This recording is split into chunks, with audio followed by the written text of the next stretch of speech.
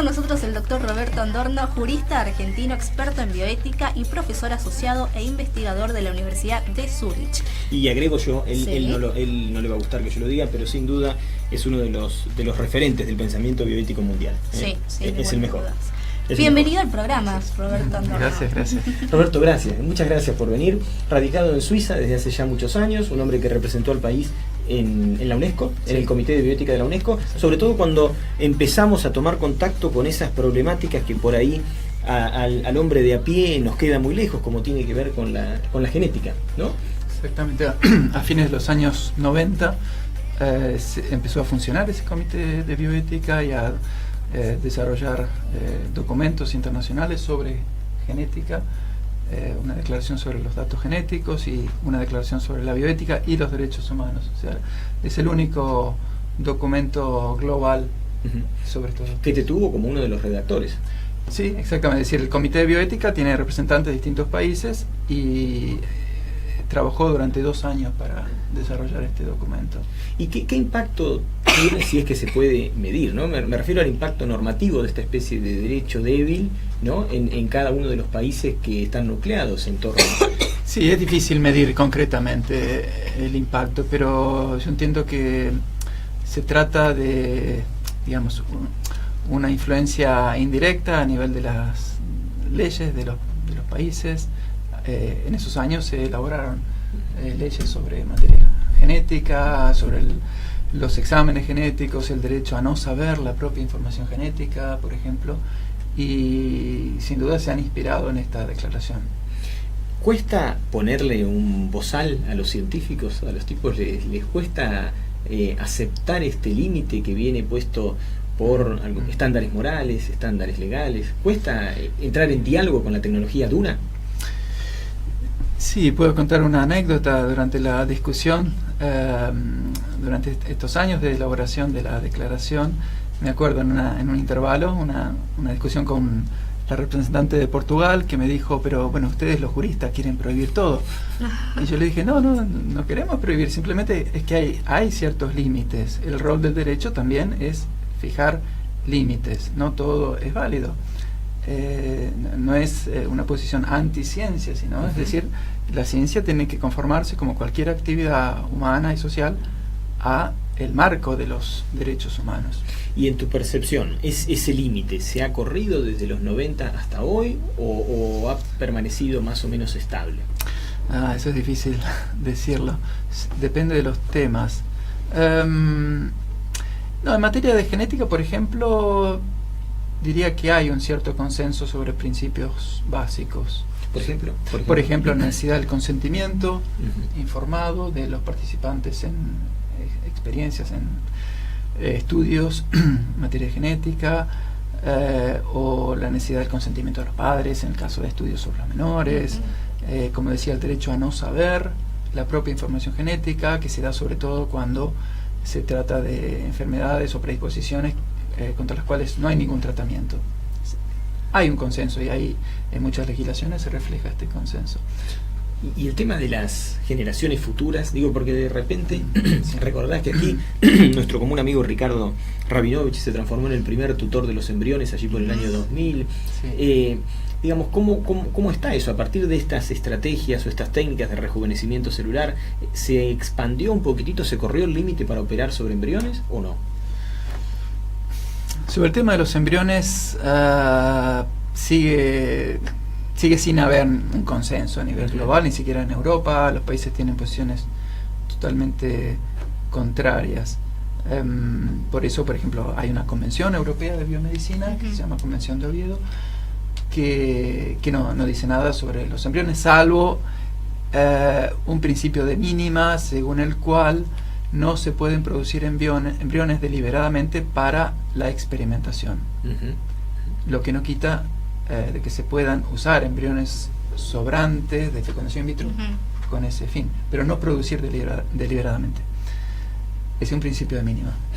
Sí. Y después tenemos una línea que va desde que el embrión es nada a que el embrión es persona. Y en el medio hay una gran calle. ¿Dónde te situás? Yo me sitúo más bien en la posición de la protección del embrión, porque entiendo que hay razones sólidas para considerar que, bueno, que es una vida biológicamente humana. Eso en realidad no hay duda. De eso no hay duda. De eso no hay duda, es un dato científico. Decir si es persona o no, claro, es un tema filosófico, diría insoluble. Nadie tiene la respuesta. Exacto. Sí, y siendo insoluble, ¿qué podemos hacer los abogados con eso? Claro, ¿no? Siendo insoluble, mi posición es decir, bueno, ante la duda de Claro. cuál es el estatus moral de esta entidad que tenemos en nuestras manos, bueno, es mejor protegerla que dejarla o convertirla en un material biológico. Ahora, y cuando uno plantea así a grandes rasgos la manipulación, que en principio ya la palabra a uno le suena fea y dice no a la manipulación de... Ahora, si estamos hablando de detectar el gen que predispone a la leucemia, por poner un caso, ¿no? Y hacer un hijo perfecto. Claro, Sí. no esa suerte de no a la eugenesia, no a la eugenesia. Sí. Pero si usted mañana tiene la posibilidad de detectar y quitar ese gen que predispone, ¿es tan moralmente inaceptable como querer tener chicos premoldeados conforme al gusto y el deseo de los padres? Bueno, justamente esta modificación deliberada de la información genética en embriones o en los gametos que se van a usar para crear embriones es problemática, y de hecho en la declaración de la UNESCO se prohíben estas intervenciones. ¿Por qué? Porque, claro, uno se plantea el caso individual de una pareja que tiene predisposición a una determinada enfermedad genética, entonces se quiere asegurar que tengan un hijo sin esa enfermedad, y por supuesto es todo muy comprensible, pero yo creo que no hay que perder de vista el marco general. No se trata solo de un caso particular, estamos ante la alteración de la información genética de individuos que se van a reproducir previsiblemente, van a tener descendientes, y esos cambios pueden tener efectos, tendrán efectos totalmente imprevisibles. Así que por resolver el problema de una pareja individual estamos causando un daño muy probablemente a infinidad de individuos futuros. Claro, sí. Ahora, y yéndonos ahora del origen al final de la vida, ¿no? La muerte como un objeto decisional puesto a disposición de las personas. En Europa hay una recepción mayor, hay una predisposición, quiero decir, a correr ese límite y aceptar de repente prácticas eutanásicas.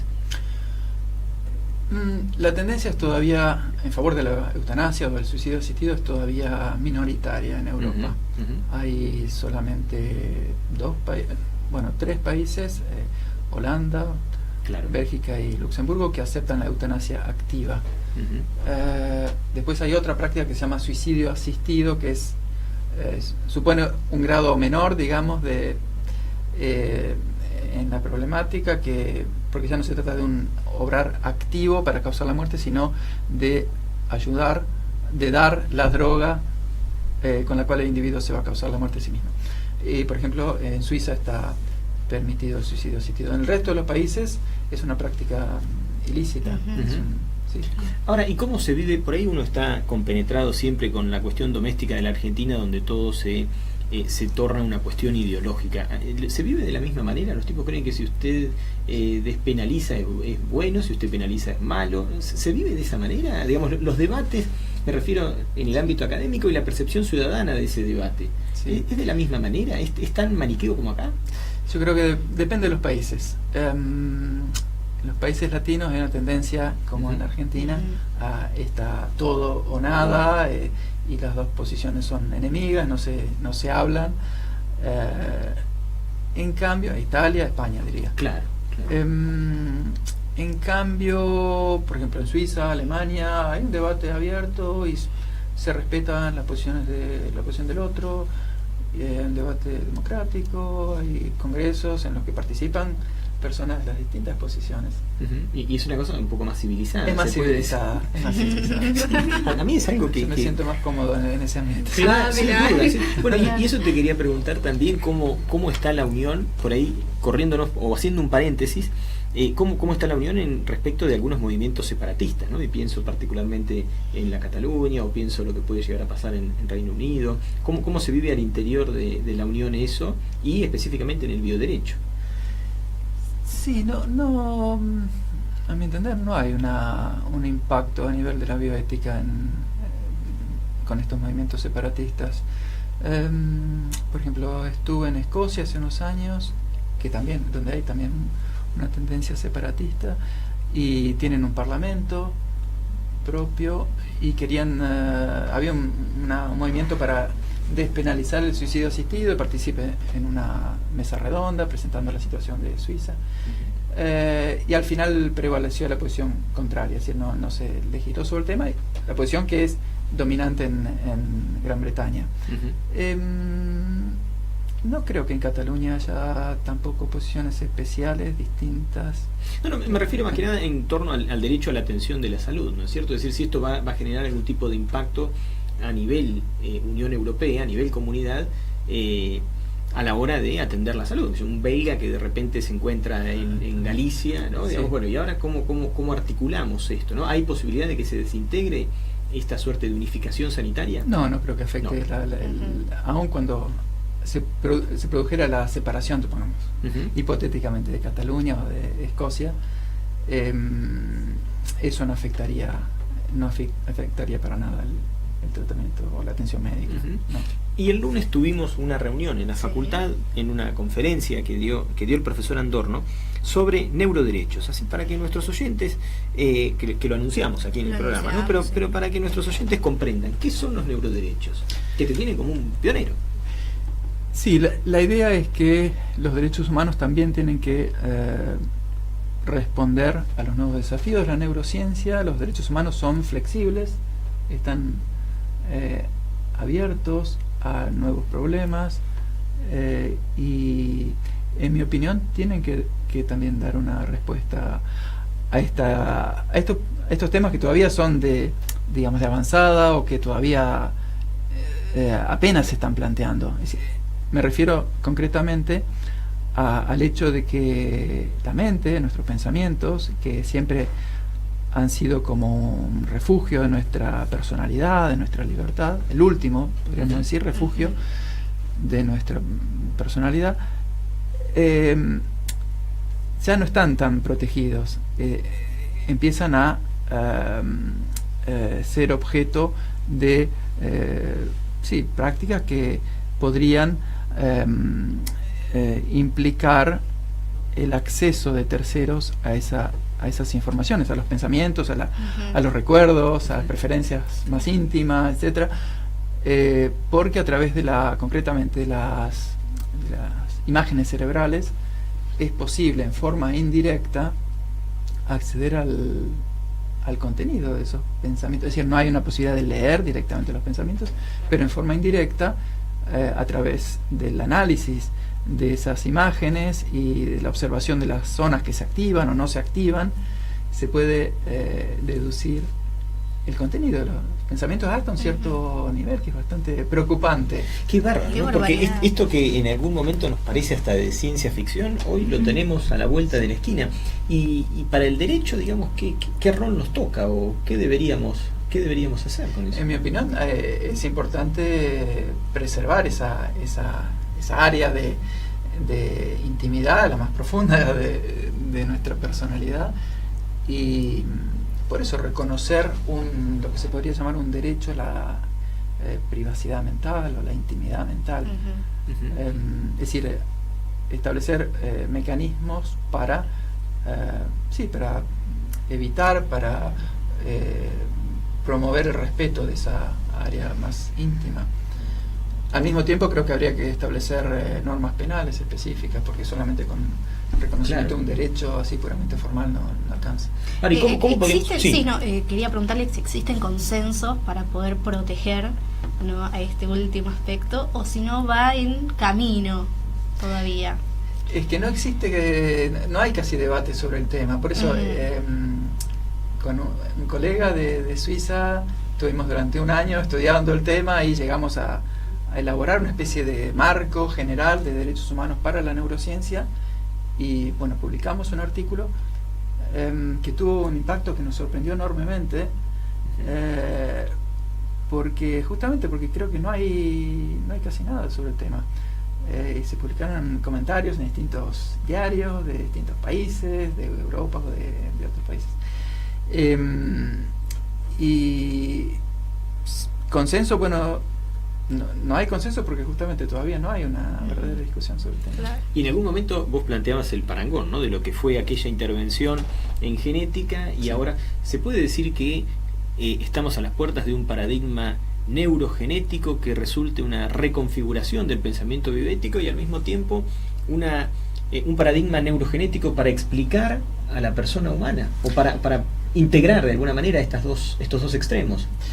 Sí, yo hago un paralelo entre la genética y la neurociencia, en el sentido de que siempre tenemos como la tendencia a querer explicar todo del comportamiento humano a partir de un solo factor. Hace 20 años era la genética, entonces había el gen para la criminalidad, el gen para esto y lo otro, lo cual no era, por supuesto que no es científicamente válido. Puede haber factores genéticos que inciden de alguna manera, pero por supuesto que no explican todo. En el comportamiento humano somos seres muy complejos, y dependemos también de muchos elementos sociales, culturales e individuales. En última instancia somos libres, creo que... Eso te iba a preguntar, la neurociencia ¿pone en jaque al libre albedrío como categoría fundante de Occidente o no? Bueno, esa es justamente la gran tentación, diría, de la neurociencia, así como lo fue de la genética antes. Hay un buen número de científicos, de neurocientíficos, que sí, que tienen una visión, digamos, materialista del ser humano. Todo se explica en función de conexiones neuronales, entonces hay individuos que estarían como predeterminados, en definitiva, todos estaríamos predeterminados a actuar de una forma particular en función de nuestra configuración neuronal.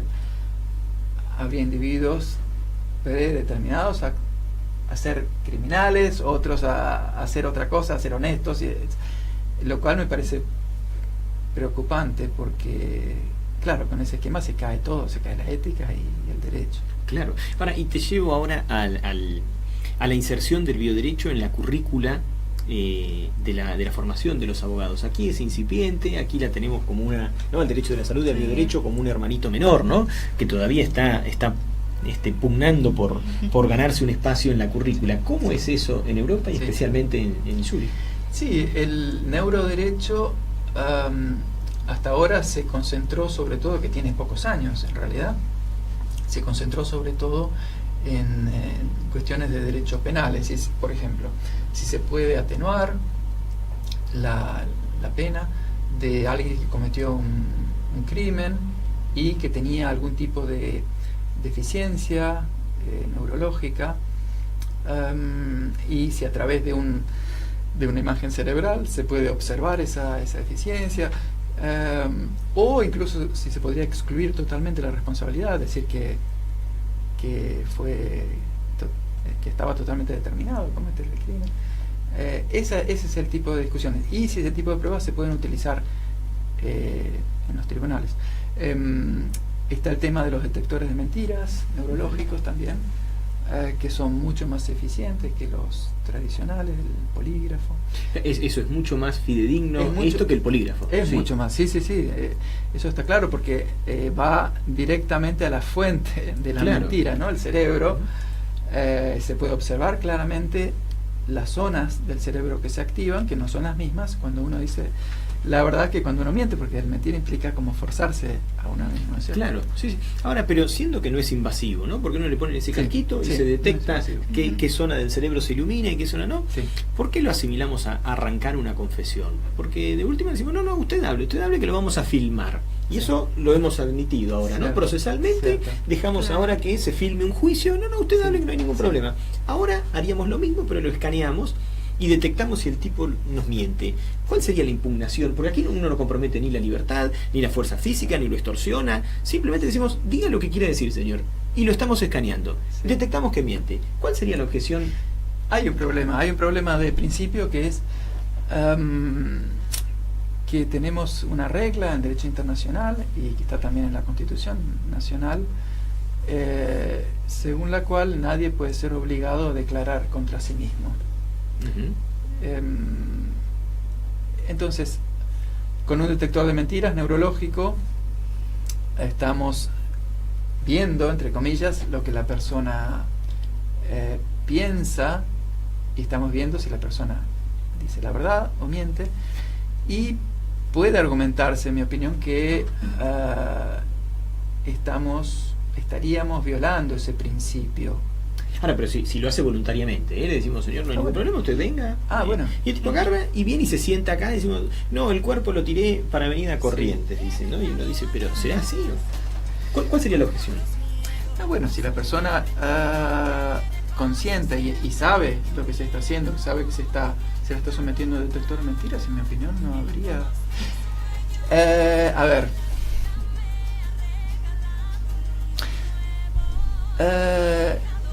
aunque tengo mis dudas de si ese elemento, ese material podría ser utilizado en su contra. Es decir, ¿qué validez tendría? Este es un tema que no está para nada resuelto. En nuestro artículo simplemente lo esbozamos y decimos, bueno, tenemos este conflicto con el principio de que nadie puede ser obligado a declarar contra sí mismo. Nadie puede ser obligado. Ahora, si consciente, ya tengo más dudas todavía de si ese material podría ser utilizado como medio de prueba, porque sería de algún modo violar el principio. No tengo una respuesta. Digo, porque qué sé yo, te acordás en su momento cuando decían no, el aborto, entonces, o el caso de las mulas, ¿no? Que traficaban. Pero claro, uno se veía coaccionado a decir, es que si no viene al hospital a atenderse, le estamos arrancando la confesión. Pero en este caso, tipo viene, dice, ¿qué tal? ¿Usted nos va a contar qué hizo? Sí. Y lo consciente. Tenemos que escribirlo ahora sobre esto. Eso, ¿Sí? tienen que hacer un artículo. Esto hay que explorarlo. Yo me declaro culpable de antemano. Claro, ¿no? Pero Roberto, la última antes de irnos, ¿cómo un hombre experto en bioética, en bioderecho, cómo te imaginas el mundo de acá a unos años? ¿Cómo te lo imaginas? Buena pregunta. ¿Cómo te lo imaginas? Empieza a ser un lugar raro, ¿no? Ya no es seguro para vivir. ¿Cómo te lo imaginas? La verdad es que no me lo imagino, porque no sabemos lo que va a pasar de acá a 10 años, el desarrollo de la ciencia y la tecnología. Sí, trato de ser optimista y pensar que el derecho puede jugar todavía algún rol en el sentido de encauzar este desarrollo y proteger a las personas. En última instancia, de lo que se trata es de eso, lo que valen son las personas, que se asegure ese ámbito de intimidad, de privacidad, que cada persona tiene un valor en sí misma y que no puede ser reducida a un mero instrumento. En la medida que se conserve ese principio, bueno, desarrollo tecnológico no me causa miedo. La verdad que en Roberto Andorno convive la erudición y la sencillez, ¿no? Y la humildad. Y al mismo tiempo un temple humanista que es admirable. Yo te quiero agradecer mucho, Roberto, que hayas venido. Gracias. Te quiero agradecer mucho que hayas venido. Es un jurista argentino que nos representa. Muy bien, Bueno, el que se fue recién era el hijo de Roberto, ¿no? Sí. Estaba nosotros acá. Y la verdad que es un orgullo ver a un argentino triunfando. Totalmente. Afuera, Gracias. Muchas gracias por haber venido. Muchas gracias. Muchas gracias y nos vemos el próximo jueves a las 18 horas y el martes a las 10 de la mañana por FM Rankel 91.1 en La Pampa. En La Pampa. Así que nos vamos. Chao. Siempre he dejado atrás todos los miedos, he aprendido